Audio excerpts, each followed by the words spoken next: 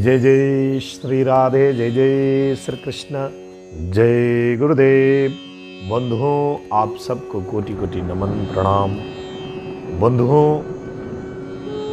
आज हम ऐसे विषय पर चर्चा कर रहे हैं। इस विषय को हमारे वेदों में, शास्त्रों में, हमारे ऋषि महर्षियों ने, आधुनिक ऋषियों ने, प्रत्येक जागरूक जो मनुष्य है, सबने इस विषय पर बात की है, चर्चा की है। आज हम लोग यूनिटी, एकता के विषय में बात करेंगे।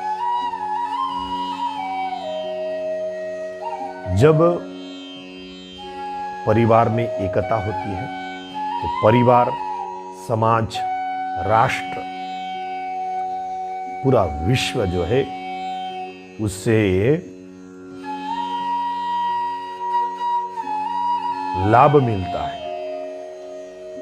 जब एकता होती है परिवार में तो राष्ट्र को भी लाभ होती है। परिवार को तो होती ही है, राष्ट्र को भी लाभ होती है, संसार को भी लाभ होता है।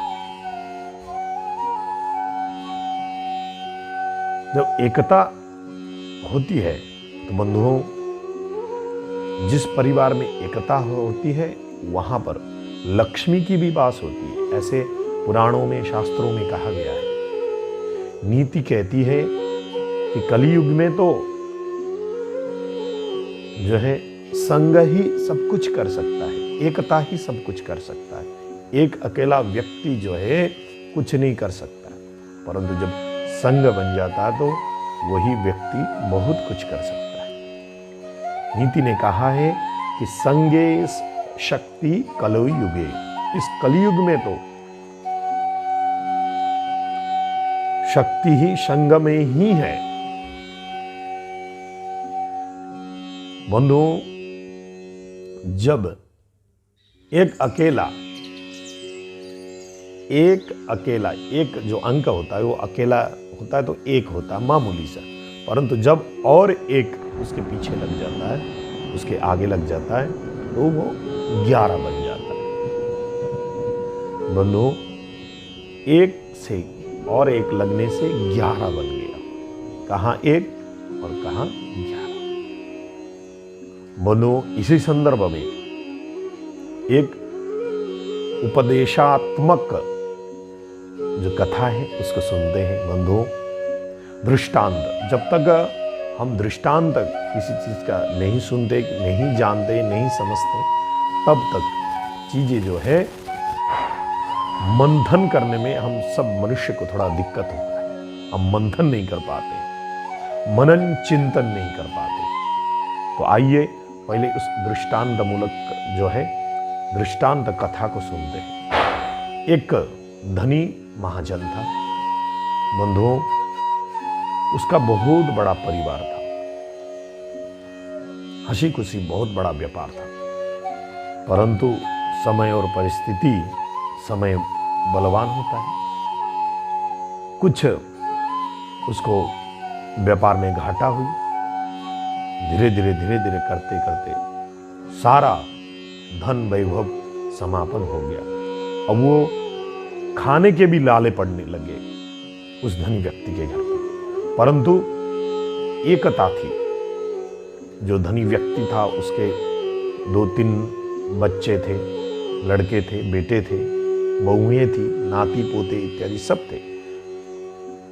सेठ जी का कहा हुआ सब मानते थे। अपने पिताजी का कहा हुआ, अपने दादा का कहा हुआ, चाचा का कहा हुआ, सब लोग मानते थे। एकता थी।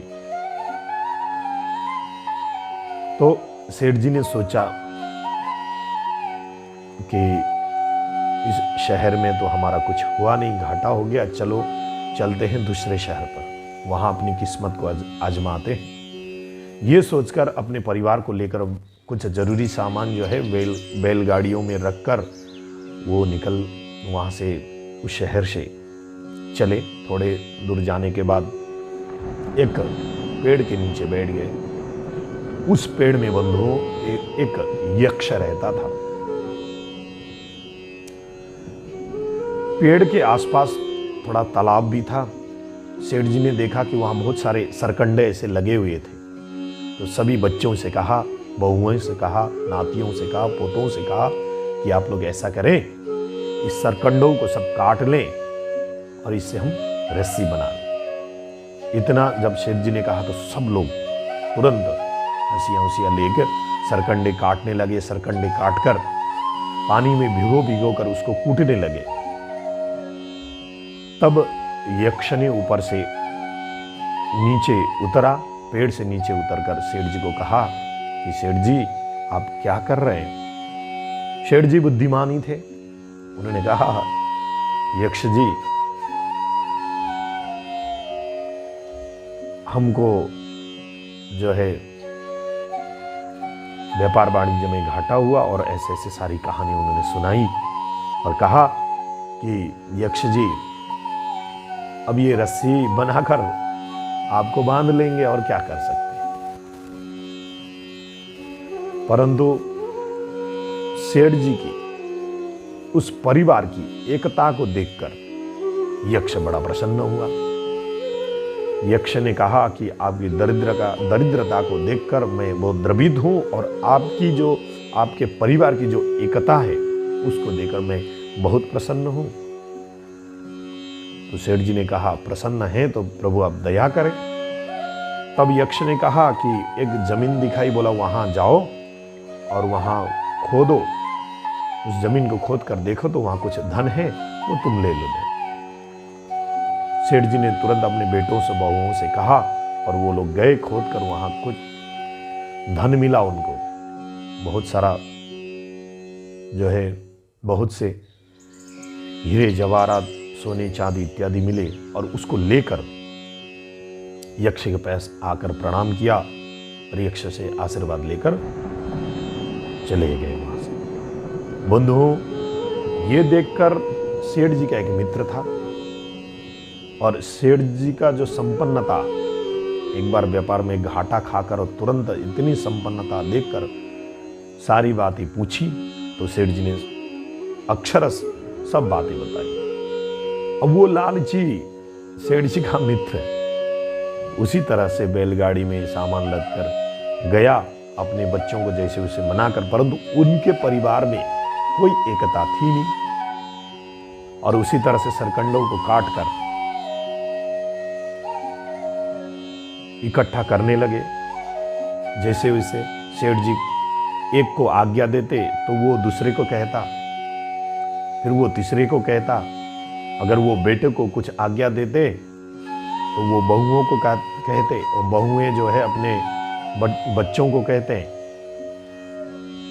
तो ये सब देखकर जैसे वैसे उन्होंने किया, तो यक्ष जी आए नीचे और पूछा उन्होंने, और सेठ जी ने कहा कि भाई हम गरीब हैं। तब यक्ष ने कहा आप झूठ बोल रहे हैं, एक तो आपके परिवार में कोई एकता नहीं है, आपकी बातों को कोई नहीं मान रहा है, मैं देख रहा हूं, आप लोग झूठ बोल रहे हैं, यहां से चले जाइए। तब सभी लोगों ने कहा कि नहीं हम ऐसे नहीं जाएंगे, हमको धन लेकर ही जाना है। तब यक्ष ने कहा आप चले जाएं, नहीं तो इस पेड़ में आप सबकी हाथें जो है चिपका दी जाएंगे, जीवन भर ऐसे रहोगे, मर जाओगे। तब सब लोगों ने कहा नहीं हम नहीं जाएंगे। तब यक्ष ने उनके हाथों को उस पेड़ में चिपका दिया। बंधुओं, इस कथा का तात्पर्य यह है कि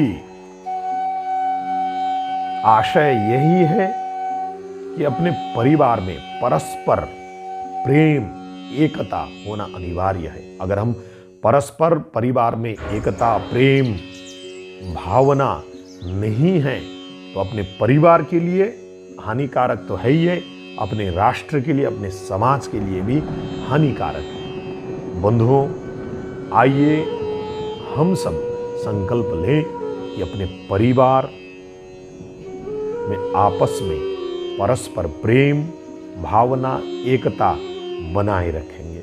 जय जय श्री राधे, जय जय श्री कृष्ण, जय गुरुदेव।